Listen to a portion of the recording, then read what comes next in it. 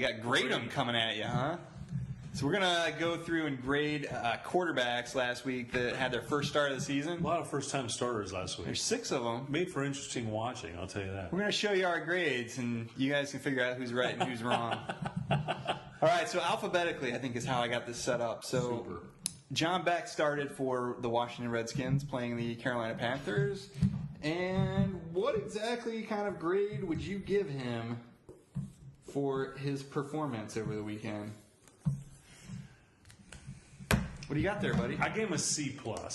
I gave him a B-. I think he looked pretty good at times, but I never, and I think he had some early turnovers, sort of set up the Panthers.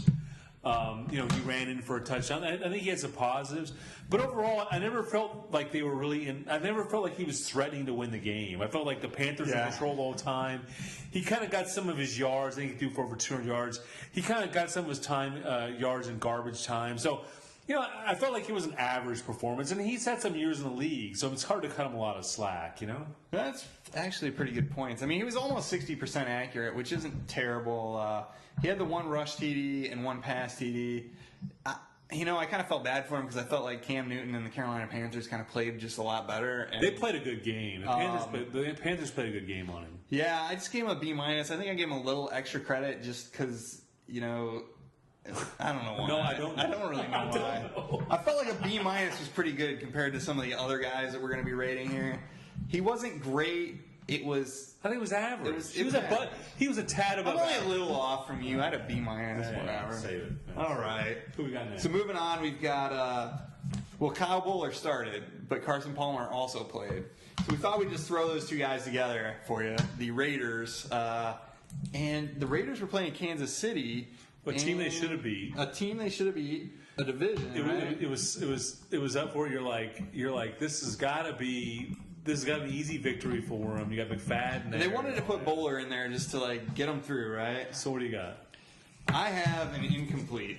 Incomplete because Carson Palmer only had 3 days to get ready for this. How about Bowler? Well, Bowler, I don't think anybody believed that Bowler was going to do anything. You're wearing the black jerseys, not the white jerseys. If I was going to rate Bowler himself, I would say F. But putting them together, I'm giving him an incomplete. I'm going to wait until they come back from the bye. I'm going to watch that game, and then I'm going to evaluate. They lost 28-0. I agree, but I don't think it was enough to base it on, considering Palmer only knew 10% of the playbook. You're way too much. 10% of the playbook? So who do we got next? All right, next we have, what's his name? AJ Feely from St. Louis. He was stepping in for Sam Bradford, and he was 20 of 33, 60%, 196 yards. They lost 34-7. So what do you have? I had him a C-. I had him a C-. I think he just wasn't anything great. I think he was just average. He's a little bit below average, 196 yards. They got blown out. He's like a little bit like Beck. He got some of the yards in garbage time. I actually watched a little bit of that game. But, he's never threatening to win. But it's his first start of the year, so I'm willing to cut him some slack. I feel like I gave him a little slack because that team has not won a game anyway, so I kind of felt like he was kind of in a bad situation anyway. I was close to going to D+, I'll be honest with you. I was too until I realized, thinking that they haven't won a game anyway, and Sam Bradford's supposed to be their really great quarterback, franchise quarterback, and they still haven't won a game. So I kind of feel like I gave him a little extra on that, so he gets a C-. What kind of person you are? Well, I try to be a nice guy, right? So when is that started? Not to you, just to everybody else. All right, so Christian Ponder for the Minnesota Vikings, he had a game he played against Green Bay. 13 of 32 for 40%. A couple picks. A couple touchdowns, though, and lost in a close game, 33-27 to the Green Bay Packers. I gave him a B-. I give him a B, which isn't too far off from you. I feel like I'm giving him the extra credit because he was playing the Green Bay Packers. It was his first start ever, and I agree with that. I think they were threatening to win. They were in the game. Right. He threw a couple. The only thing he threw a couple picks, which I like to give him. If his completion percentage had been around 60%, I probably would have been closer to like an A-, just because it was Green Bay. It was a lot better than I thought it was going to be. I pictured him like them. Clay Matthews chasing him around. around and all. Although I did want to knock him down because I felt like this was the first game where they really relied on Adrian Peterson and actually used him, which they should. But he was more mobile than Donovan had been. He had like 31. He was viable. He was a viable NFL quarterback. He was able to extend plays in the way that Donovan wasn't. So that's why I gave him the B, and I think that's pretty fair. He could have a future. The Vikings are going to make everyone look bad, right? Everyone said they reached and they picked him, so I mean, they could be that could be pretty impressive. This is probably the most talked about guy during the week. Not my favorite person in the whole world.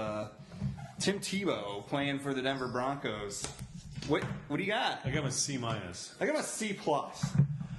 I think he was lucky to win the game. I think he didn't do anything. But he willed that team to win. Right, but they're playing the Dolphins, man. I mean, come on, seriously. That's the difference between him and Ponder. I mean, he made a good point. Ponder was playing the Green Bay Packers, really a legitimate team. With a good defense. I mean, and he didn't do anything all. I mean, this would be a D. I was going to give him a D, but he won the game, so you can't really do that. Yeah, you got to give him bonus points for him. He's the only guy that actually won the game. 13 to 27 is not good. He did have 2 touchdowns. He did have 59 rushing. It was all at the end. He ran the 2-point conversion in. But come on, you could have scored that play. He won the game for him, though. And even the onside kick, I felt like he had something to do with them actually getting the onside kick. I still don't think he's going to be that. He was average. I don't think he's going to be that successful. I don't think he's going to be that successful either, but I'm giving him a C+. It pains me to say that. But. All right, so the last guy we got, I don't know if anybody even cares about this. Charlie Whitehurst made a start for the Seattle Seahawks in a game against the, a good team, the Cleveland Browns.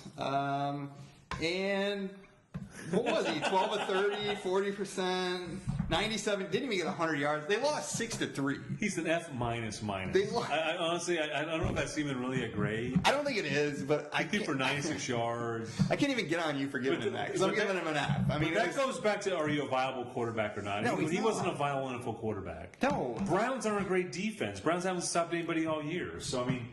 I think it was a pathetic. I think it was really a pathetic display in the NFL. I don't know what Seattle's doing up there. I mean, Tavares Jackson isn't that great. Charlie Whitehurst is terrible. They're waiting for a quarterback. You might want to. Maybe you should have stuck with Hasselbeck. I don't know. He's doing all right for Tennessee, right? That's true. They don't want to pay him the money.